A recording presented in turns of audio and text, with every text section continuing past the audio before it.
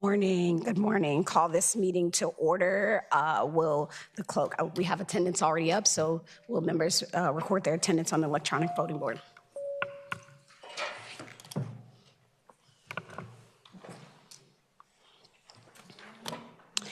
All right.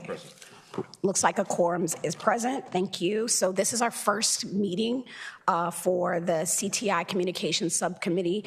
Before proceeding, I mean, this isn't one of those committees where we have too many heated conversations, but I am here to maintain order and decorum, and we shall do that this morning. What we'll do, we've got one bill up on the docket, so we're going to make it easy peasy lemon squeezy if we can. I'm going to go right into it, and Delegate White, you have the floor. Good morning, Madam Chair and committee members. There is an amendment to this bill. Jill, move the amendment. Second. All those in favor say aye. Aye. All opposed?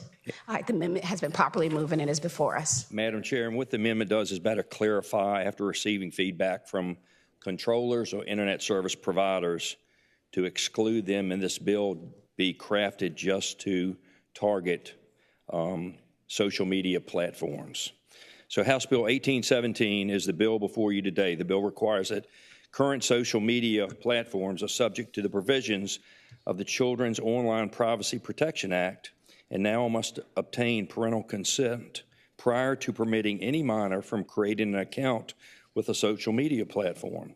This means the social media controller or processor must obtain verifiable parental legal guardian consent. A signed consent form in their application would be either a DMV or government issue ID to verify the parent or guardian's identity. We all know that depression, anxiety, suicide continue to increase among our youth as they compete in today's world. They sometimes go to the extremes just to fit in with their peers as they grow into their adolescence. And yes, I was blessed to have all girls in my family, coming from a family of all boys. A Yale Medicine social media study conducted in 2024 concluded the mental health issues among teens has been rising for more than a decade. In 2023, the U.S. Surgeon General released an advisory calling social media and youth mental health. Soon thereafter, the American Psychological Association issued their own health advisory. They all agree that the brain is going through a highly sensitive period between the ages of 10 to 19 when identities and feelings of self-worth are forming. Many other studies conducted since 2019 have concluded with very similar findings.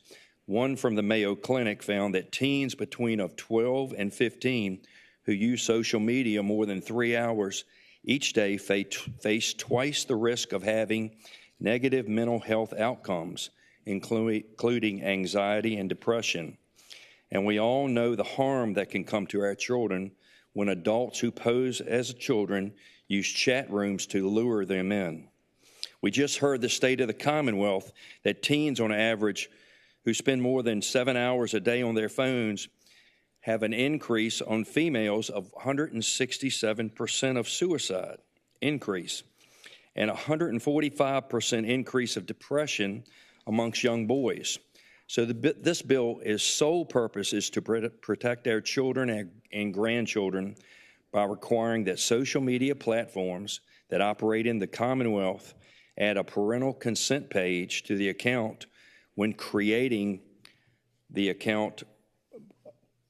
The extra step will convey the message to parents and to our youth seeking the account of the harmful mental and emotional effects of prolonged use could have to the individual. All right, thank you, Delegate White. Are there any questions from the subcommittee? And actually, Delegate Lopez. Thank you, Madam Chair. Just a quick question for the patron. How dramatically different is this piece of legislation from the bill that was tabled last year? This is pretty much the same bill from last year. We continue to hear that depression, suicide continue to go. I'm even carrying a budget amendment at the request of my locality so they can market the increased suicide in the public school system. Jet services are just out there. So within the last 5 years, you can find numerous studies, Madam Chair, on that have proven the data's there that increase of depression and anxiety and suicide continue to increase, and it's tied to social media. So we're just trying to get the parents involved or their guardian involved so the kids will have feedback from each one of them on the dangers of the social media. But yes, it is similar to the bill from last year. So my tablet isn't working, so if you'd like to speak, can you just give me a little... Delegate Maldonado, did you have? Thank you, Madam Chair. Can I give him the opportunity to speak to the bill? One moment, Delegate Maldonado. Delegate Hodges. Thank you, Madam Chair. Speaking to the bill. Go ahead, Delegate Hodges. Thank you, Madam Chair. And God bless you for having all girls. My mother had boys, and I was blessed with girls as well. I love my girls more than anything, but they get very expensive. But I love them very much. And, looking at our local schools, very small school division, where the principal had taken as far as cell phone, social media, and so forth, out of the school. And to see kids actually laugh and work together and act totally different and be able to socialize and be happy without that social media. When kids sit there and text and they're sitting next to someone and, and they're on social media constantly just dealing with all of that. And eventually you get into a rabbit hole and you're diving down that rabbit hole and you're dealing with, your depression, your suicide and so forth, and do the same thing at home. This is a tremendous problem. And, thank you for bringing this bill. And, it does allow for, this legislation as far as personal accountability, privacy protection, which is very, very important, and also allows parental involvement, which is very important with our children. And at the proper time, I'd like to make a motion, Madam Chair. Thank you, Delegate Hodges. Delegate Maldonado. Thank you, Madam Chair. Thank you, Delegate Wyatt, for bringing this forward. I think we all agree we have a huge issue. I am extremely concerned about the mental health impacts of social media and some other things that our kids are into. They are real, but I'm just not sure this is the way that we will address the issue. I think it's part of the way. The concern I have that I just want to chat with you about is that there are some other states who have passed laws that apply to children above 12, which is the age range that COPPA, our Child Online Privacy Protection Act, does not cover. And several of those states have found that those pieces of legislation, when they passed, they ended up in court litigation for a number of reasons. One, around the restrictive parental consent pieces, challenges with First Amendment rights. How do you view what your piece of legislation here says in relationship to those other similar pieces that have passed and have found themselves up in court? How is this different, and how will that not happen here? Thank you, Madam Chair, and that is a great question. And I want to commend and thank the delegate for carrying her bill last year that created the Child Online Privacy Act here that we all voted for unanimously. But I would say, and I've had discussions with others, and I'll be more than open, and I feel you're right. We need to put some teeth into this bill, or something to protect our children's rights, our privacy. In the case of her bill last year, we do that for gaming. There's a fine when the games were out in the convenience stores if a minor would get on the game, and I feel that we should take this bill even further. And I'm more than open to an amendment to put a civil fine for any social media platform that wants to attract and lure a child in. So I do feel we need to start somewhere, and I do think this is probably a good start by getting parents involved, and then maybe next session bring back some civil fines similar to skill games that we have when underage individual gets on it. So, no, I think we definitely need to start. We need to get the parents more involved, their guardians more involved, just so kids are aware that the dangers of social media. Thank you, Delegate Wyatt. Delegate Maldonado. Thank you for that. And I think again, with that, we all agree. I will note that there's been some progress, and we know we have bell to bell in the schools, so the students are not on social media during the school day, which I think is no matter how folks feel about it, being married to a teacher, child and grandchild of teachers, it makes a difference in the classroom. And so what we're looking at is the blocks of time and hours post-school and what that looks like.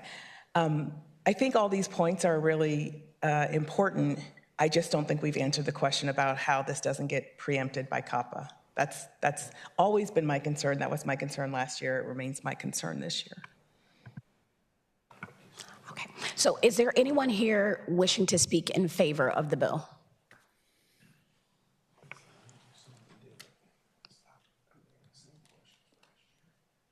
Morning, Madam Chair, members of the committee.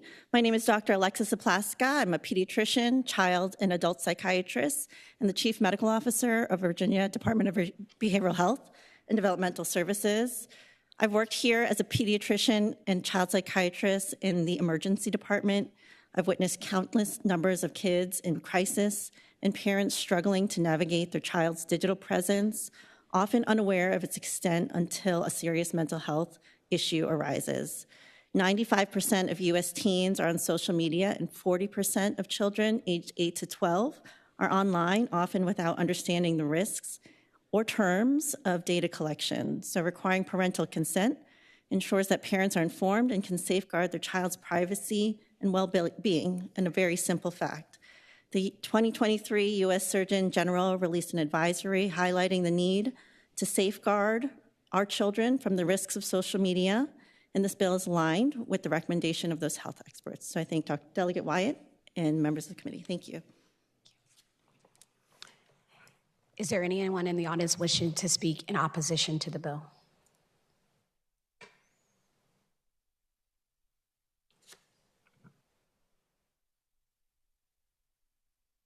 Good morning, Madam Chair. I'm Elizabeth Rafferty, and I'm here on behalf of the Northern Virginia Technology Council and its 400 member companies. We absolutely appreciate what the delegate is trying to do and believe that protecting children is of utmost and critical importance. Many social media apps already have a lot of parental protections put in place through the app that restricts time and restricts how they're used, and things like that. However, as Delegate Maldonado said, this does run counter to the federal COPPA standard, and we have concerns that creating a state law that runs counter to the federal law will create a lot of issues for our social media companies. Thank you. All right. Oh. Good morning. I'm Ann Lee Kerr. I represent Roblox. I'm not opposed to this per se, but since I'm not sure what is in the amendments, I just wanted to bring to the attention of the subcommittee. We had asked Delegate Wyatt for an amendment on line 122 after entertainment to insert interactive gaming. 14 other states have taken interactive gaming out of the definition of a social media platform or social media, because what grabs us is user-generated content, and Roblox has a lot of our customers build their own games and others can play them, so that is user-generated content, and I don't think you were trying to get at this, so I'm just not sure what is in the amendment. So if this bill were to move forward, I would ask Delegate Wyatt and the subcommittee if they would entertain an amendment on line 122 after entertainment to insert interactive gaming. Thank you. Delegate Wyatt, can you go ahead and, for the sake of the general public, explain what is in your amendment? I am, yes, the amendment that I have on, it was 200. In fact, it's not in my paperwork here. 204, 205 line. And Madam Chair, I defer to Delegate Wyatt, council. I can report it. And it also should be posted on LIS at this time for anyone following along. But it is on line 204 after the word processor, insert for such social media platform. And Madam Chair, I'm very open to the recommendation of the, that was just introduced. Thank you, Delegate Wyatt. We're going to take some online testimony. I believe we have Brianna January. She's not there. Not here. Okay. Not here. All right. Are there any further questions or comments from the subcommittee? Madam Chair, and if I may ask, you were open to a friendly amendment? Absolutely. And Yep. I would move that amendment, and that was for interactive gaming, I believe, to make that amendment, and I would so move. Madam Chair. Madam Chair, Delegate Maldonado. the substitute motion. Go ahead, Delegate Maldonado. Madam Chair, I would recommend, because we haven't quite figured out the conflicts with federal law and the possibility of preemption, that we gently lay this on the table going forward. Speaking to the motion, Madam Chair. Delegate Hodges. Madam Chair, and we've worked around this for the last 2 years, working on very similar bills, but yet somehow it always comes about that we haven't quite figured this out. And we're bringing things forward and trying to solve this problem. It's causing problems to our youth. It's causing problems with their mental health. It's causing anxiety. It's causing suicide, which is a big problem. And when we try to come forward and bring solutions, and it's laid on the table constantly, that is something that we need to figure out up here. And I think it's time that we do come together and find a solution. So if we lay this bill on the table, I would hope that we could come together and bring it forward and pick it back up off the table and find a solution. So thank you, Madam Chair. Thank you, Delegate Hodges. Now, the chair has made a mistake. The motion to table is not debatable. However, I did give Delegate Hodges the opportunity to speak on that. If the motioner would wish to switch her motion, withdraw her motion to pass by indefinitely, the chair would entertain that so that we can have debate. Madam Chair, absolutely. I withdraw my motion, make a new motion to pass by indefinitely. I would also like to say that I would welcome the opportunity to speak with our colleagues from across the aisle. No one has approached me. I have some ideas that I think would be helpful, and so I'm happy to. So a motion has been made. Second. And properly second. Madam Chair, Yep. Delegate Wright. I had my request to speak about this earlier. Whenever it's appropriate, I have a few words I'd like to say. Yes, Delegate Wright. I don't have the tab, but you have the floor, Delegate Wright. It's all yours. I've got a personal experience that I want to bring before this committee concerning a constituent of mine. It's been 10 years ago, and his son committed suicide. And at that time, the parents were very concerned about the social platforms and the online conversations he was having.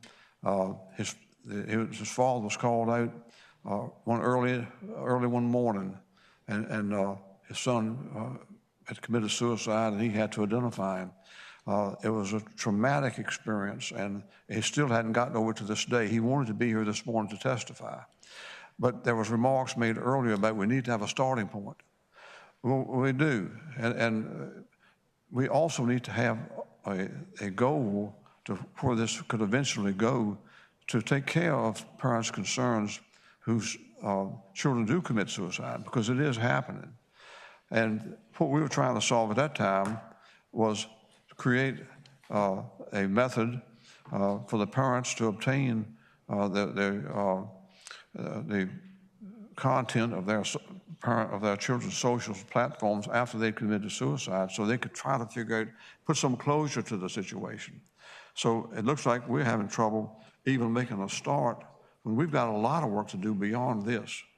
So I think this is a very minimum amount that we can do, but we've got to make a start. I mean, these parents and children are suffering with the, and it's becoming more obvious every day. And so I would just like for the committee to take that into consideration, that it's a real problem, and it's something that has had a personal effect upon me. Senator Ruff and I both worked on that issue, and it was very difficult at that time, and looks like over 10 years, we haven't been able to make a lot of progress. So I wish we could start now to make some, and I thank you.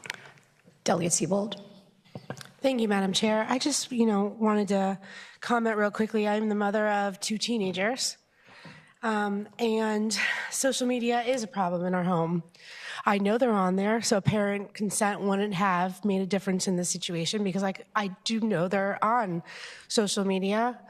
I try to monitor as much as possible, but it's a monster. It's a beast.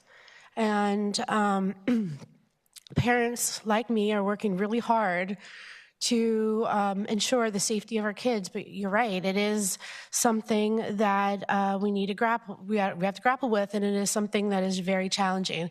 And so just wanted to respond, Madam Chair, to Delegate Hodges saying, we need to do something. I agree, we need to do something. In fact, just this weekend, I was so excited that TikTok was finally gone from my kids' lives. Super excited about that. My son wakes up Sunday morning crying that TikTok is gone. He's crying. I'm excited because it's now just one less thing that this working mom has to deal with and has to manage in her kids' lives. Just to come to find out Sunday morning that my son goes back to check, because rumor is that our newly elected president, President Trump, is bringing TikTok back. So I'm quite confused with the Republican Party in general, and very frustrated, because we are doing things. We are trying really hard to ensure the safety of our kids, but then we're also fighting the battles with the party on the other side of the aisle. So I would love to give you the opportunity to explain the conflict with those two things and help me understand, as a parent of 2 teens, how we can continue to fight this battle with social media when we have an administration now that has brought it back. Okay, I will give the patron the last word. Madam Chair, here with the delegate says, and we too in my own household are divided on that specific social media platform. My 33-year-old daughter and I differ. I agree with her. The one that's back now should be banned. But yet she tells me she gets all of her news on that platform, and she heard every testimony from the hearings in Washington, D.C. that our current media fails to report. So I understand it's great we live in a free society where folks can choose. So yes, we are. I'm divided in my own household on that specific platform that she refers to. Thank you. And so I look at the motion. I think it needs to be changed on the board. So the table was withdrawn. When substitute with pass by indefinitely. And while that happens, I want to say this, exercise my privilege as the chair, is we get out of season. At some point, we're not going to be behind these daises. And I think that mutually, across party lines, we see this as an issue. I'm looking over here and I hear the seriousness, and I want to honor the fact that Delegate Wright shared a very, very deeply personal, deeply, probably his community, deeply affected by it. I think we're all seeing it. And so I hope that it is the will of this committee, and I'll make sure that I say to the Uber chair that we've got to find time to collectively talk about social media from a way that when we come into these rooms, we're not working on it. We've got to plan collectively to move forward for the Commonwealth. Because this doesn't feel good, I think, for any of us to not know that we don't have very solid steps, and we don't want to contradict federal law, but we do want to take steps. So I'm hoping that everyone on both sides of the aisles make that plea that over the summer, we've got to work on this some way, somehow. And the clerk has opened the rolls. I would ask that the delegates place their votes on the electronic voting board.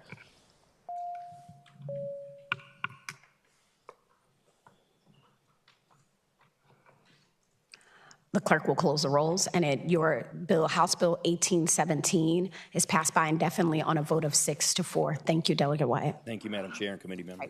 Meeting is adjourned. Thanks, Madam. Thank you, Madam.